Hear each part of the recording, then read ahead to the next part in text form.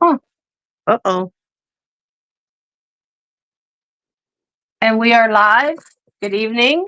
Thank you for joining us here on Let's Talk Real Talk with our special guest tonight is Kenneth Strange.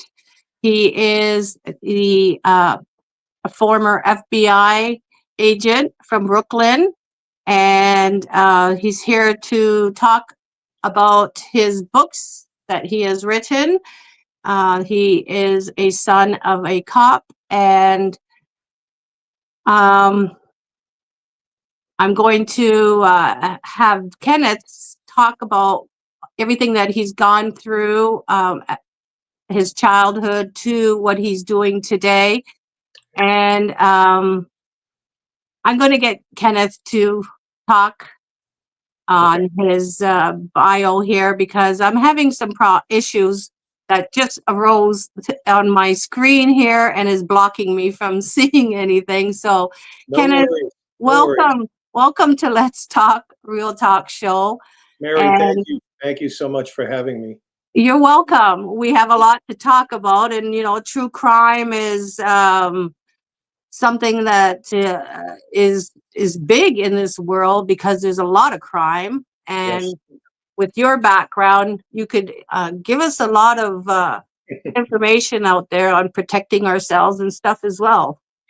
Yeah, I guess I certainly could. And you're right. True crime is one of these things that just keeps expanding. And at least in the United States, I can't speak for your beautiful country, but we have like hundreds and hundreds of podcasts and shows relating to true crime. So, and what's fascinating also is mostly women are follow true crime. I didn't realize that, and I didn't realize that until I started selling my new book, A Cop's Son.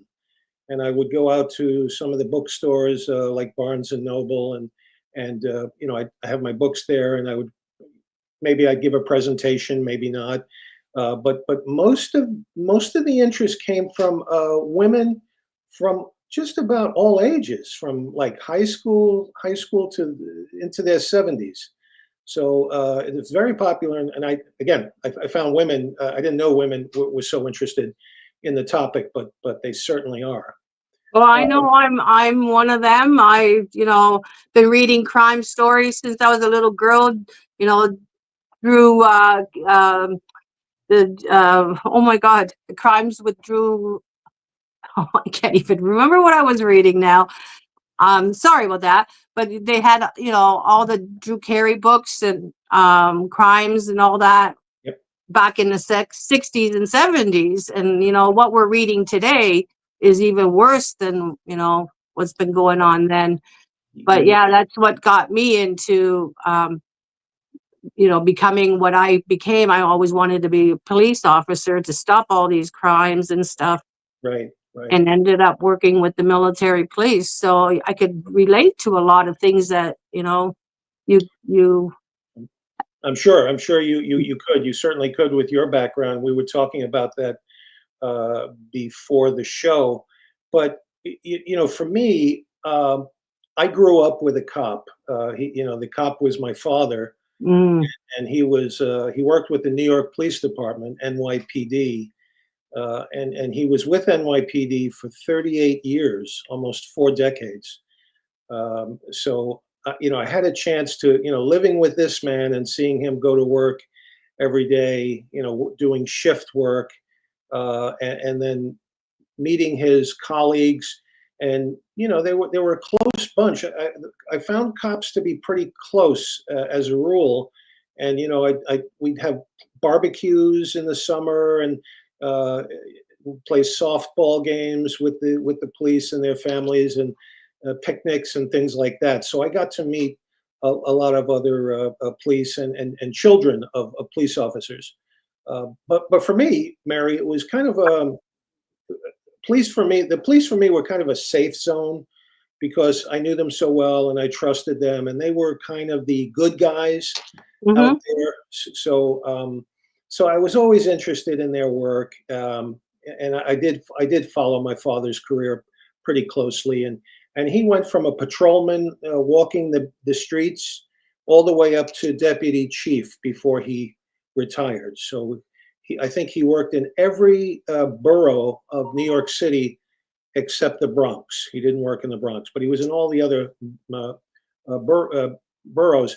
But what was fascinating is he started his career in the Glee Club. The police had a Glee Club, and he said it was so funny because he was a good singer, and in high school he was in all these plays and school plays, and he would sing, and so when he got into the police academy, they gave him like a questionnaire to fill out. Well, what are your talents? What are you good at? And so he just put down, I'm a singer, and I'm in high school, and this and that and the other thing, and then forgot about it.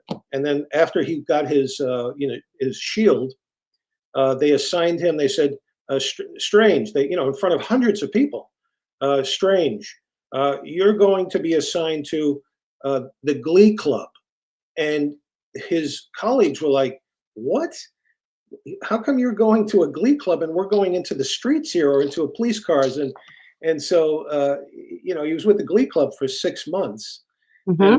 and then they shut it down. The police said, "You know what? We need policemen in the streets, and not practicing songs." So that's how he started his career. I thought it was pretty funny. So when did you start getting into the police work? That's a great question. My kind of the way my life went, I was actually when I did tell my father, I said, "Dad, I like police work. I want to be like you." He would say, he would kind of deflect it and say, "You know what, son, I want you to go to college, and I want you to get a degree, and then I don't think you should be a police officer. You should be maybe a federal agent. You'll have more education. You'll go through college. I think it would be better for you, son." But notwithstanding, I mean, I loved the police, and I was fascinated with cops, and I'd watch TV shows and movies, all of that stuff.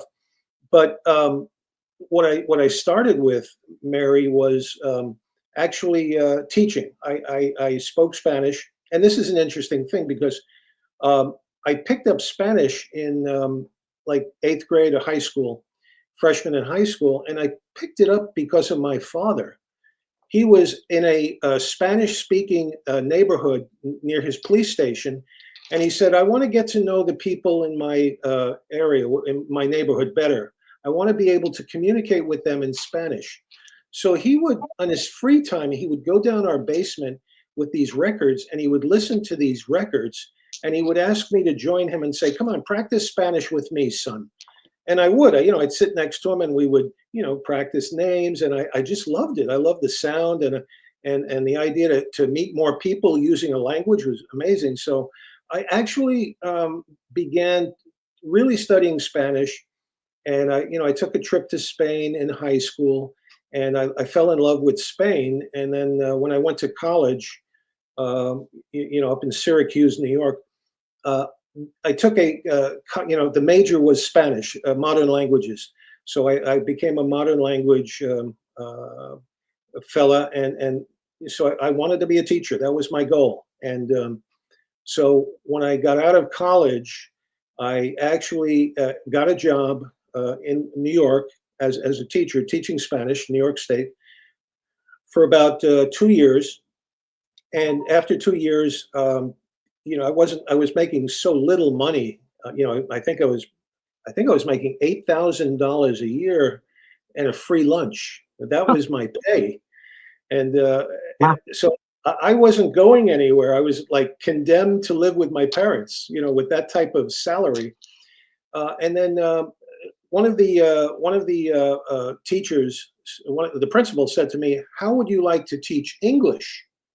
We have foreigners here at this school. We have foreigners from all over the world. They're from Iran, they're from Venezuela, they're from Nicaragua. And if you can teach them English," and I said, I don't know, I'm not trained to teach English. And they said, "We'll send you to this university and we'll take care of that cost. and we'll train you, and you will become an English teacher. Wow. So I said, okay. So that's what I did. After school at night, I would take these courses, and then for the next year, and they gave me English classes. So I was now teaching English and Spanish. And then after about 2 years of that, I was looking for something really to get out of the house, to go out on my own, to make a little more money.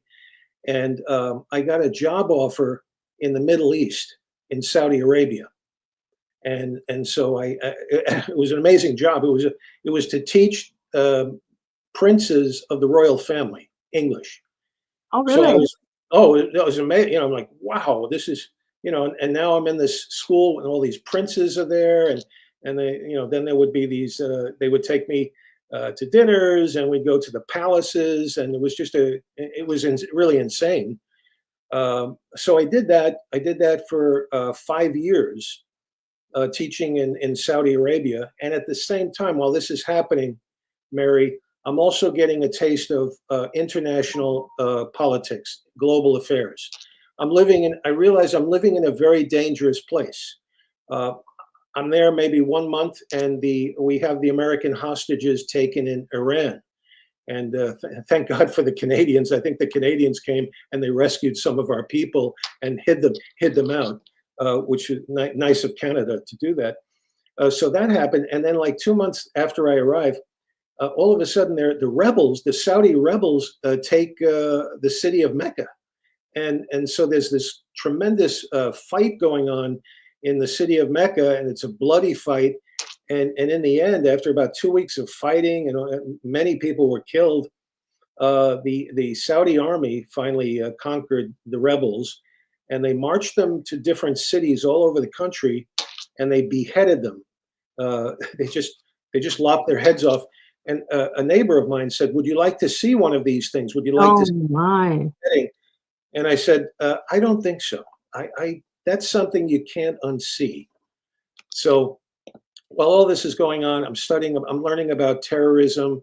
I'm learning that in Islam, that there are Shiites and Sunnis, and it's not simple. It's a very complex place over there. There's Israel and Palestine, and so I'm learning all these things. I'm meeting Palestinians all over the place. There were so many Palestinians working there. So when I finished my career there in Saudi, I went back to the States, and I got a master's degree. And the school where I went to was famous for recruiting CIA agents and FBI agents. They were looking for people that knew how to speak languages, that had lived overseas, and they would try to recruit them. So that's how I fell into the FBI. They had Wow. an FBI agent come to the school, and I'll never forget him. He was a Mormon, and he told me, "You'll never get rich as an FBI agent, but you'll never get poor either."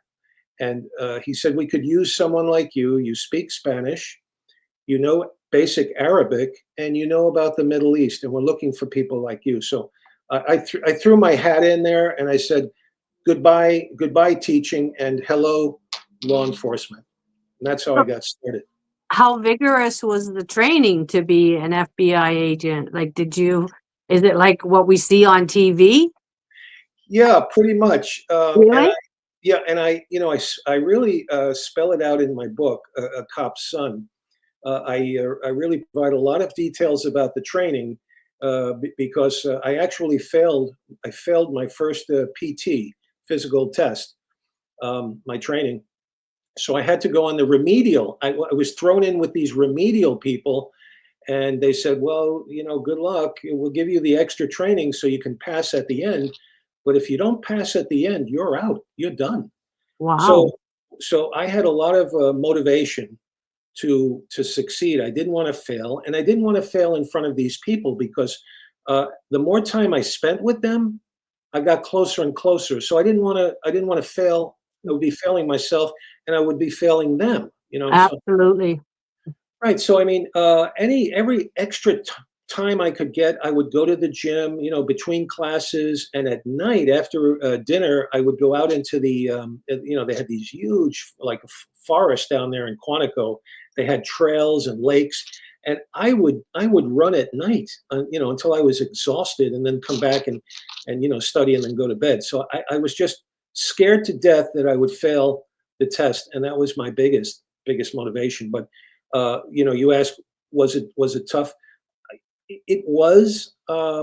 Running. We ran a lot. There was a lot of running. There was a lot of shooting, a lot of firearms, um, and there were a lot of legal classes and stuff. But and it's interesting because while we were there in my class, which was I think 3 months, 3.5 months, we had a Hollywood star join our class, and this was Jodie Foster, Oh, the actress? the actress, and she was doing the movie Silence of the Lambs. Oh, wow. And so she became our classmate, and so I mentioned, I talk about it in the book, but at the end of the at the end of the training, when we graduated, and it was a big thing on stage. They had a stage, and they had high-ranking members of the FBI giving us our badges. But my parents were there, my wife and kids were there in the audience, and right behind them was Jodie Foster was watching as well. So she saw us graduate from Quantico. So did she learn tips from you guys for the movie? I think so. What was to me, seeing her walking around the building, at first I didn't recognize her because she was in khakis and civilian clothing, and she's fairly short. And then all of a sudden she came closer, and I said, "Oh my God, that's Jodie Foster." But I didn't recognize her in the beginning. But then she's in our classes, she's in our PT classes. We're doing 6-mile runs with Jodie. Wow. She tested with us, and she did very well. I mean, she was so into her role, into the part, that sometimes it was difficult just to communicate with her. It was like, "Hi, oh hi," and didn't want to break that role. So she was really, really into this part. Wow. Well, she did very good in that movie. That was something, She got and she got it right. She got it she right. did. She Yeah, did. I mean, knowing what crime is firsthand and seeing murders and everything myself, I almost felt that she saw everything that, is happening out there right, through right. That. Oh yeah, through through this movie. yeah. And you remember, that's the behavioral analysis unit, the BAU, which became world famous. Uh, you Right. know, like for serial killers and profiling. That was the big. It was it was down the basement of the FBI building. But yeah, that's how they gained fame. I think they don't call it BAU anymore. There's another name for it. But this is the first time I was introduced to serial killers, and we some of our classroom work was studying these killers, who they are, what motivated them, how they did it, how they got away with it. And you learned about psychology and manipulation, narcissism, sociopaths, psychopaths, all of these things that we were learning. And we were also training. We had a place called Hogan's Alley. It was designed by someone in Hollywood. It's like a small town. Hmm. They designed a small town. You may have heard of it, called Hogan's Alley. And we would practice scenarios, arrest scenarios, and surveillance scenarios in this little town right in Quantico that the Hollywood made. And so, I'll just give you one quick example. One day we came to class, and they said, "Okay, all right, here are your roles. There are some very bad people. They just robbed a bank, and they're in this bar over in Hogan's Alley. And I want you to, men and women, I want you to split up. I want you to, make some kind of an arrest plan, and then we'll be here to adjudicate. Once you arrest them, bring them back. We'll process them." And it was like training. It was an amazing training for what would happen in real life. And I just remember going into this bar looking for these bad people. They'd committed murder or something, and the FBI would hire role players from the local area, would hire role players to be bartenders or go-go girls or serial killers. They would pay them to act the part. So when we went into this bar, and they had the music blaring, and of course, our trainers are looking at us and they're taking notes. You didn't do this right. You could have done that better. Act more confident. Pull the plug from the jukebox so that you have silence. That was the thing I learned.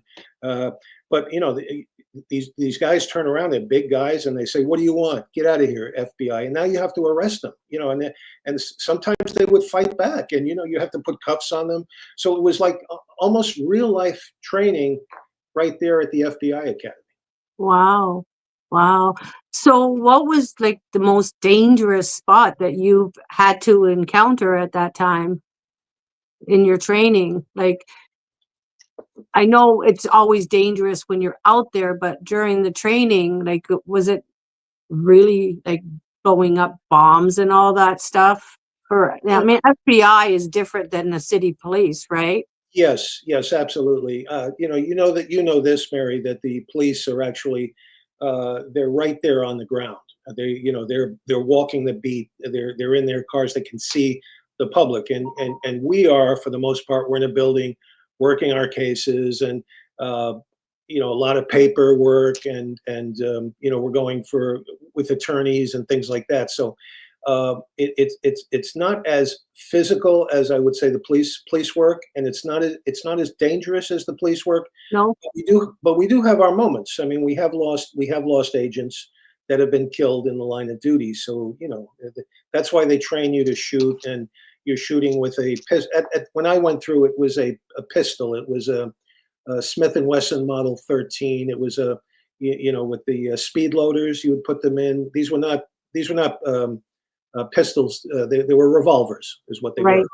So we trained on that. We trained on the shotgun, and I learned that the shotgun, if I was ever going to be in a problem, I'd want that shotgun with me because I could see what it would do. It was a devastating firearm, just devastating. Right.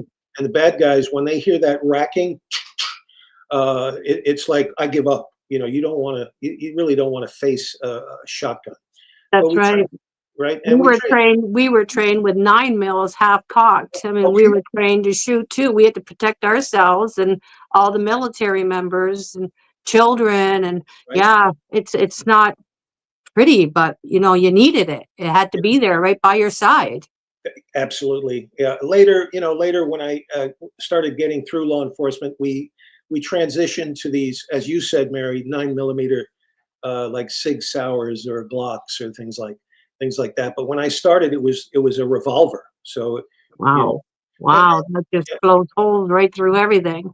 yeah, and they were just before I joined, they had that terrible situation in Miami where several FBI agents were killed by these two psychopaths. They were former military guys that started robbing banks in Miami, and if anybody got in their way, they would kill them, whether it be bank guards or, they would be shooting in the Everglades for their own practice. And if they came across someone that saw them, they would kill them. So finally, the squad that was looking for them caught up with them and tried to do a car stop. Now, this is in a book. I think Morales is his last name, Edmund Morales. He wrote the book, and it tells you all about what happened that day. They did a car stop, and it went so bad. And the FBI learned so many lessons the hard way because we lost several people. They were virtually assassinated by these guys. We Oh, came in there shooting our revolvers, and they had all these rifles just blowing back and just mowing people down. And so that was the big thing in the FBI. They studied that scenario and they decided our agents need more protection. We need to have shotguns available, vests, the whole thing. You just can't knock on people's doors or windows and say, "Hey, I have a revolver. Get out of the car." No, these guys, they knew they were going to fight to the death. That's what they wanted. They wanted the fight, and they got it. that's right.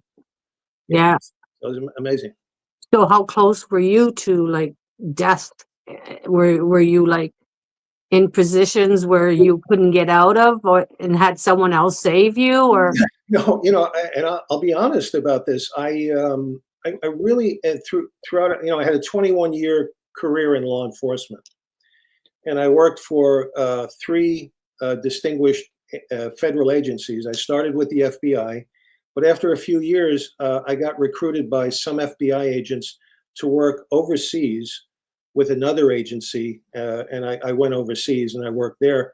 And then I came back for the third agency, and I was recruited to go on the southwest border and work, with trafficking, human trafficking, sex trafficking, drugs, civil rights, and the whole thing. But the most dangerous, I think, was the last job I had on the border. When we got down there to the border, the cartels, they put a price, a bounty on our heads. Any federal agents that you could kill, you'd get so much money. So they would threaten us, but nothing. Thank God, nothing happened. So, and I'll be honest with you, the only really dangerous thing that happened to me, and you have to remember, the first few years at the FBI, I worked informants. I was working intelligence cases. We weren't taking anything to the courts. This was all intelligence gathering. Middle East. I was working Middle East terrorism. Wow. But and this is kind of a funny story. It's in the book. But when I was in the second job overseas, I was in Costa Rica, and we were doing work in Costa Rica, and I got a call from FBI Washington, and they said, "Strange, we've been looking for you for about 3 or 4 months. We're glad we found you. Congratulations, you are on a hit list.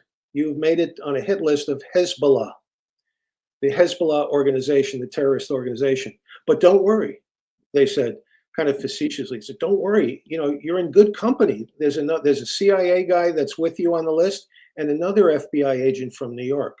So all three of you are on this hit list." And what's interesting is, I think it's your own country, your own country's what is it? Royal Canadian Mounted, RCMP. RCMP, yes. I can't swear to it, but I think they actually actually let us know what was going on. Wow. They had sources. So they asked me, "Are you packing a weapon?" Oh, first they said, "Are you packing?"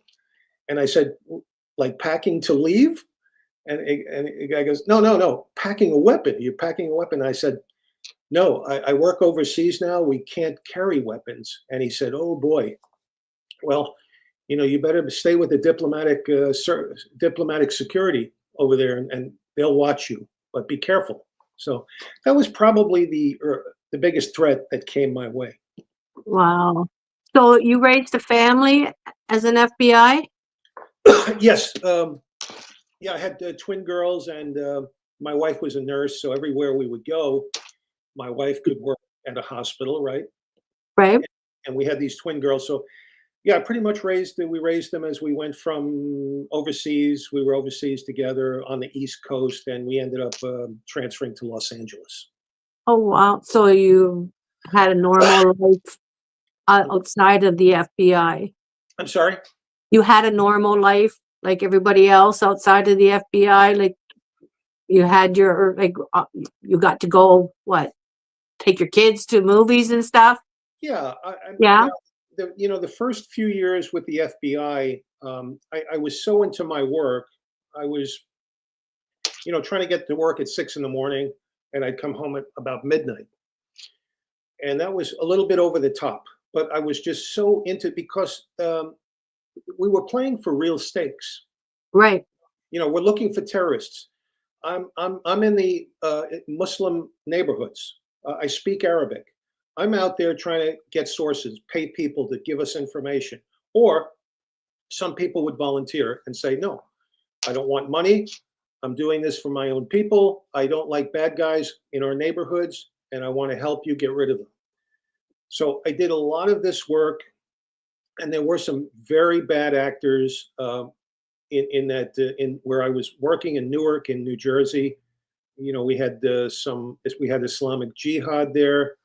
We had the PLO. We had Sikh. We had Sikh terrorists as well, and part of that was the Air Canada plane. You remember the Air Canada plane that was bombed? So this was apparently the work of Sikh terrorists, and so we got involved in that as well. So there were a lot of things going on. It was almost like, Mary, sometimes I had to kind of step away and say, you'd see like school children coming out of a school, or lovers holding hands, and you'd say, "Geez, is that the real world out there? What world am I in? I'm chasing bad guys and bad Okay. people, and they want to slit your throat. They want to bomb your buildings. They want to put planes into your skyscrapers." So it was. I realized that it really was for keeps. These people really seriously wanted to kill us. And how was that on your mental health? Look, those first years with the FBI in that work was I kind of burned myself out a little bit. I had to kind of step away a few times and say, this is not reality. This is, I need a break. I need to get back with my kids. I need to spend more time with my wife. I have to see a movie. I have to go to church. Just I need something spiritual to. So family was important. Oh, like you wouldn't believe it. Like you wouldn't believe it. Which was good because I'd work with some bachelors or you know unmarried ladies that were working with us, and join my family. You're part of the family. Give them those roots. Like Right. we're family. That's But how I found it too with the military when I was overseas and the young ones would come, the singles. The single, they were all like seeking some kind of family.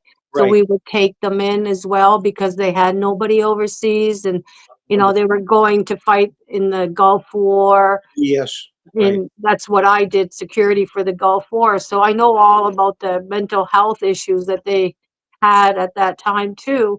right, So, it's good to step back when you can, but a lot of yes, times your right. job doesn't allow you to do it because I work 12-hour shifts as well, but sometimes it ended up 16 to 18 hours a day. And, I had to go home and get kids, look Yeah. after kids as well. And it played a lot of head games knowing that could have been because we dealt with Turks at the time. Oh, okay, And okay, violence is violence no matter how you look at it. Doesn't right. matter who it is. Someone wants to blow you up, they're going to blow you up, right? That's right. Yeah, that's right. So running home to your family was like the best thing that could is the best medicine, just hugging your kids or your spouse or Absolutely, yeah. absolutely. And So I would, you did that. go ahead, Oh, go ahead. you did that all your life with, you know, the time you had kids, or was it Yeah, yeah, way pretty much. before? The most intense part of it was the FBI piece that I had, and then later, my last job, I was actually um, I had people to manage. I was a manager now. I wasn't doing the work; they were doing the work for me. But then you had that added responsibility, um, of taking care of them and making sure that they came home every night to whoever their family is. That was my responsibility. So Right. that was a little bit of pressure on me there. But I always found time. I knew that I had to go to the gym and work out and sweat and go swimming in the gym or something like this. I knew that I had to step into a church and pray from time to time, and I knew I had to hug my kids and play with them and do things with them and make time for that because otherwise there would be an imbalance in my life. It would be everything would look like crap. Everything would be bad guys or bad girls, or it would your whole view would be just it would be a sullied view. Wouldn't be what it should be. Mhm.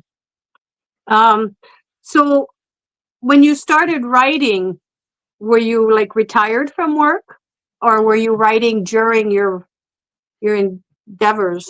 Yeah, great. That's a super great question. Look, I've been writing since I was a kid. I just loved writing. I was one of those. I don't want to say strange. That's my last name, but maybe I was odd, a little odd. I just many of my friends, my colleagues would go play in the schoolyard. I did that too. I played in the schoolyard too, but I always went to this library. I just loved this library in Brooklyn. And I would go into this library. I'm 10 or 11 years old, and I'm looking at all these books and saying, "Oh my God, look, you're fascinating!" And science fiction books and Jack London and adventure books, and so I really got hooked into reading books. And then I found this guy, Ray Bradbury. He wrote science fiction, and I wanted to be like him. So I read just about everything he ever did, and he became my hero. So I started writing, and so like science fiction myself. And I would show my father when he was home as a cop. I'd say, Dad, I'm a writer. Look, I'm writing. And he'd go, oh, that's good, son. Let me see what you're doing. and and he'd say, oh, this is good, and that's not so good. And here, I'll give you a recommendation. Here's a book you should read. So he was very supportive, and that helped. And so I just kept writing through elementary school, high school, college. When I graduated college, I wrote for the town newspaper. So I just kept writing. But during my career with law enforcement, I wrote sporadically. I didn't, you didn't have, Mary, you didn't have time. No, and you did reports and stuff, right? So that's basically your writing as well. I'm glad you said that. That you're absolutely right. I didn't realize that the report writing we were doing was actually just keeping Journals. me from going backwards in writing, right? From atrophying. It actually helped. You're right. It absolutely helped. Yeah.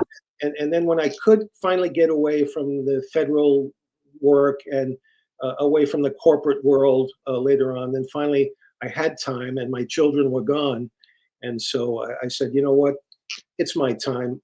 I'm a writer. I need to write, and let's do it, or I'll never do it. So. Well, I'm glad you did. How long ago did you write A Cop's Son? So I was writing 2 books at the same time. Oh, 2. Okay. Yes, and you know why? Because I read something on the internet, and this article said, "Oh, you should always come to publishers with 2 books. Otherwise, they'll think you're just you're not a strong writer, or you're a flash in the pan. They want to see 2 books." And that's not true. That is not true. But I thought it was true. So there I am writing 2 books at the same time to be my first book. I came out with It's Your Camino. That was my first book. And I self-published this book in 2019. And it basically describes our journey in Spain. My wife and I were on a pilgrimage in Spain, and we walked 500 miles in 31 days. And it was it really changed our lives. I mean, I'd never walked so much or met so many pilgrims on the way. And I said, and I just took notes and I took photos. And at the end of 31 days, I looked at what I had written and I looked at the photos and I said to my wife, I've got a book. This is my first book. All I have to do is kind of put it together now. But the content was there. And then Martin Sheen, the actor, we met Martin Sheen in Mexico. It was like one of these crazy things. We're working with the church, and then this church group was with Martin Sheen, and he would go down there. So we met him down there, and he said, Ken and Aurora, my wife's name is Aurora, I did a movie with my son, Emilio Estevez. Oh, did you? The son. The son, right? He directed this movie called The Way. I watched that. I saw that movie. There you go. There you go. So your son was in it? No, his son directed it. Oh, his son directed it. Right, Martin. Martin was in the movie, and he said, "Ken and Aurora, you need to go. You need to be on this pilgrimage. It will change your life." So we went, and it did change our lives. And I told you, I had a book. So when I took about 3 to 4 months to write this, and I was writing Cop's Son also. But it took 3 to 4 months, and then I went to Martin Sheen and I said, Martin, look at my manuscript. I have a manuscript. And he said, wow, that's great. And I said, would you be able to look at it? And I thought, he's an actor. He's in this TV series, Frankie and Grace, I think it was called, this show. But he surprised me, and he said, I'll look at it. I'll look at this. And a few days later, he calls me. I'm in the gym, and he calls me. And, in that Martin Sheen voice, Ken, it's Martin Sheen. It's Martin Sheen. And I'm like, Martin, how are you? He goes, Ken, I love this book. He said, really, it's a great book. And he said, what can I do for you? And I said, maybe you could put a cover quote on the book. That would be nice. And he said, sure thing. And again, he's a busy man. He's a Hollywood guy. What is he mucking around with me? And then the next thing I know, about a week later, there's a letter, in our mailbox. It's from him. And I opened it up, and beautiful handwriting. And he said, it said, "Ken, here are 5 cover quotes for your book. Choose any one of them or a combination thereof."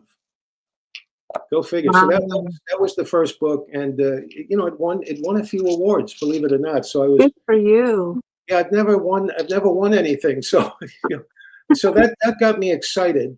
I'm And gonna have to read that one. I think you'll love it. I think I would too, because I love crime. I hate to say it, but I've dealt with a lot of bad shit. But Yes. to read it is different. Yeah, but Mary, this book is about really the pilgrims we met and the stories they told, and everybody was on that Camino for different reasons. Yeah.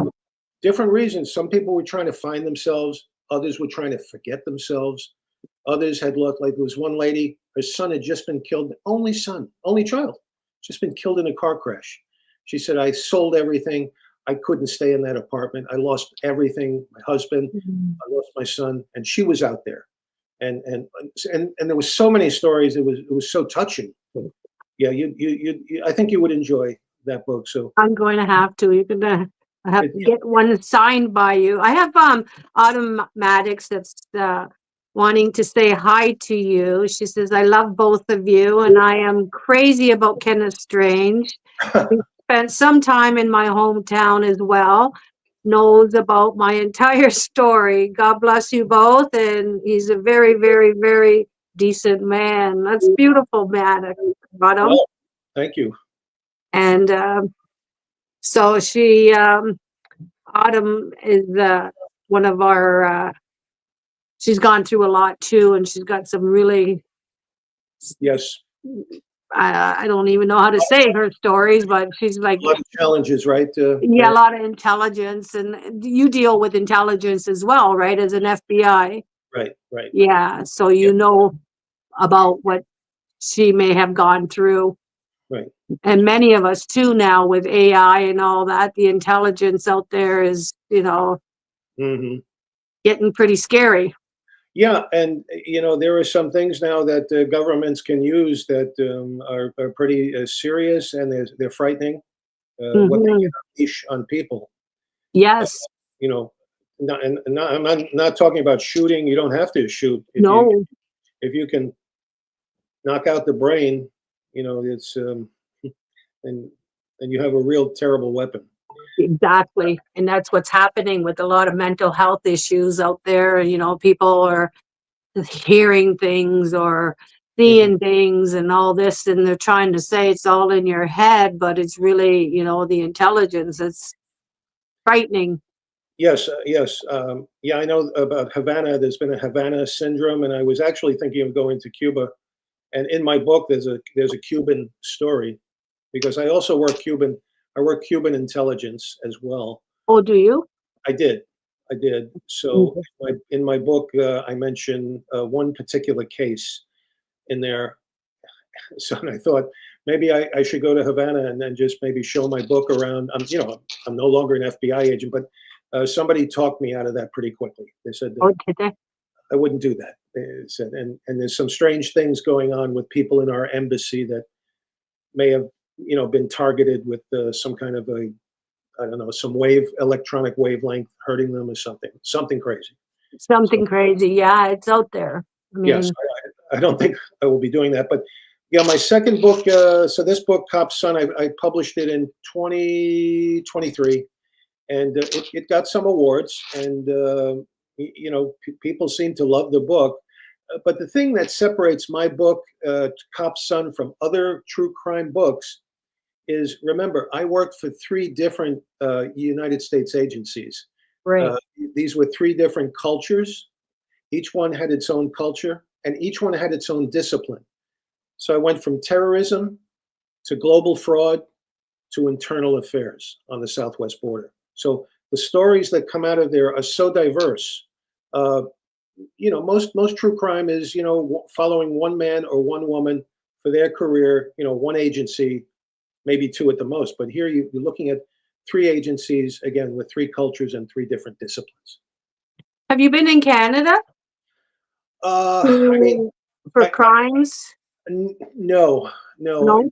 no. The only link I had with Canada was this incredible news that came from one of um, your your intelligence branches about, I guess, some people I had pissed off.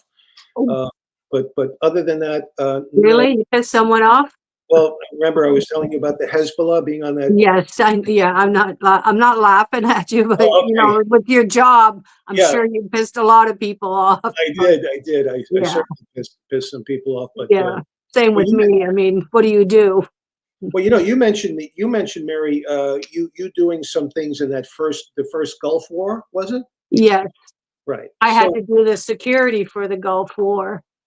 right. So I've got a story in there, which is probably the most gratifying case I ever worked on in my life because of the final result, and it was because of the first Gulf War. Um, I'm not going to get into it right now, but and I need to protect some of the people that were involved. Right. But uh, this was like so serious. The stuff was just amazing, and I call it the intersection of luck and destiny. And it was just being in the right place at the right time. And when I look back on my life, it was all these doors that were kind of opening for me. These being a teacher, but then an English teacher, then Saudi Arabia, then terrorism, then the masters, and then the recruiting. All of that I was like setting me up to and to encounter in my own country Islamic jihad. These jihadists, serious people. Right.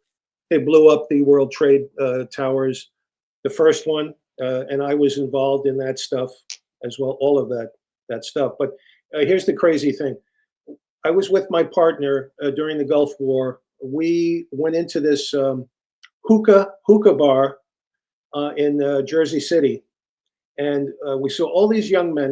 The place was packed, and there was all these they were young Arab men, and they were all watching the TV, these wall TVs, and I remember it was CNN was on, and they didn't see us. We came in, we have suit jackets and ties on, and you imagine 30 to 40 men just like at the bar watching. They're watching during the Gulf War. They're watching these missiles, Scud missiles.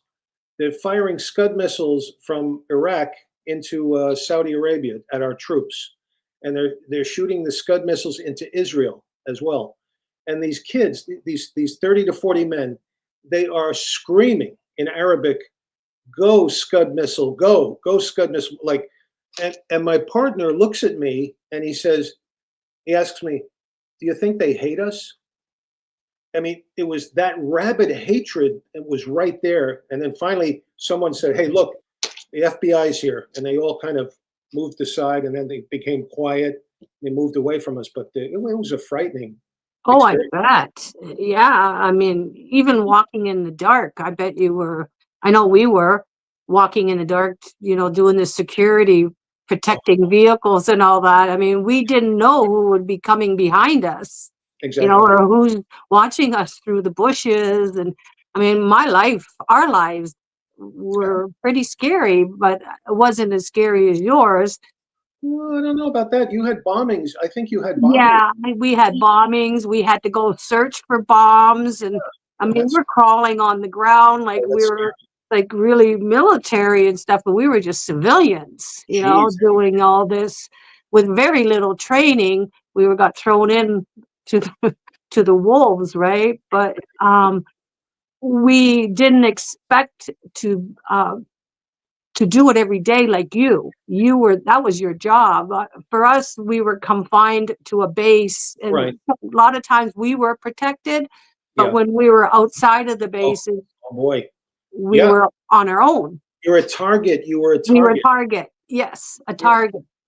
Yeah. I So remember the bombing in Dhahran, Saudi Arabia. I think we lost 26 soldiers, and then they were killing people in Riyadh. They were slitting their throats. They'd find Westerners and they would kill them, like slit the throat and kill Westerners. So it was you were in a very scary place. Yes, we were. We were. I mean, especially during the time of the Gulf War. I mean, people were desperate.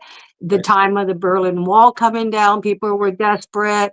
I mean, it That's was no different than, oh, it's like the Sharon Noble and all that. I lost a child during that time.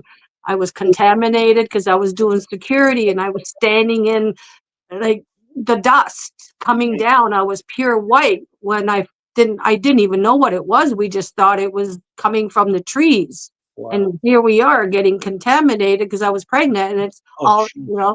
250,000 moms had to abort the babies. And the stuff like that is to me that's a personal thing, but when I see it, it's a world thing, Yeah, yeah, yeah. right? All Right. these bombings, the nuclear wars, and when you got to be put out into those situations, it's frightening. It is frightening. Yeah, Um, it is certainly frightening. Yeah, it's not for the weak of heart. That's for sure. it's not, and I mean, it takes a lot of wow, a lot of power to step forward when you're out there.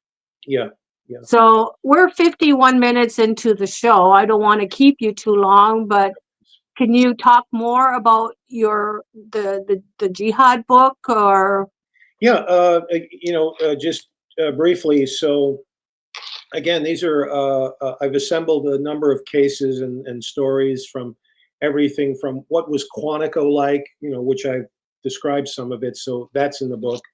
The bombing of Pan Am 103 over Lockerbie. There is a chapter on that as well. And then, when I'm overseas, I'm traveling to Peru, to Nicaragua, to some very hardship posts.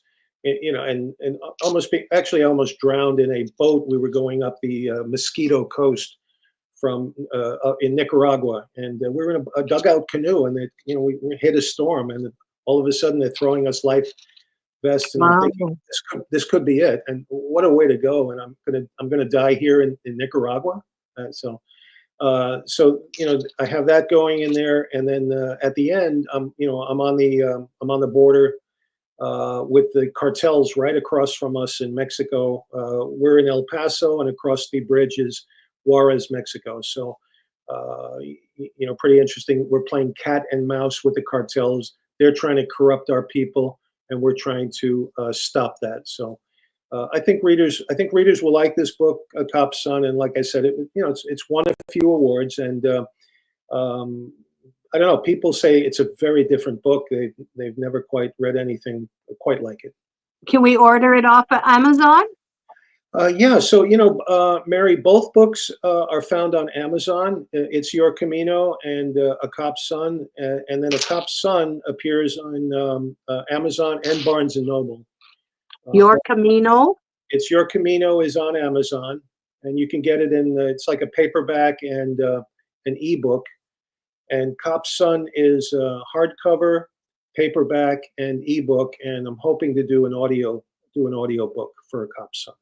Oh, that's a good one because it's nice to hear your voice when you're telling the story. Yeah. Um, And Mary, I so, I actually reached out to Martin Sheen's son, Charlie, oh, did you? to Charlie Sheen, and I asked him if he would like to do an audio book for me for It's Your Camino. Oh, wow. And but he's a nice guy. I know he's had his problems, but he came back and said would love to do it, but I'm doing my own book. But thank you for asking. Nice, Yeah, nice. It's nice to be asked. I'm yeah. I'm almost done my book, my Oh, first book. I've got four. It's a four series, and I actually got a ghostwriter to help me. hey, yeah, yeah, But yeah. the ghostwriter, she said to me, she goes, "Why are you even hiring me?" So Yeah, it I've sounds been like like you're. you. I've been writing since as a kid. Yep, So, yep, but life takes its turn, and I stopped writing for about a year and a bit. yep, yep. Well, now I got to get back to it. So you're inspiring me to finish because I got three on the go right now. There you go. That's half the battle. Yeah. You got It these is. three, and It's you know, three. you can self-publish. You can start that way. I mean, that's how I started. I can, but I needed the push because, being put down so much in life, you kind of get yourself into that rut. Right. And I thought, if I got a ghostwriter, she could help me or Yeah. encourage me and all this. And Right. it's gone that far. And now I just got to finish it. I've Yeah. got a couple more chapters to do the first one, and then I could finish the other ones. But Wonderful. it's all about me being working with the military as well. Going through the, all these things that Yeah. Yeah. people don't hear about, and Right. it's important for other people to hear because Absolutely. there's Absolutely.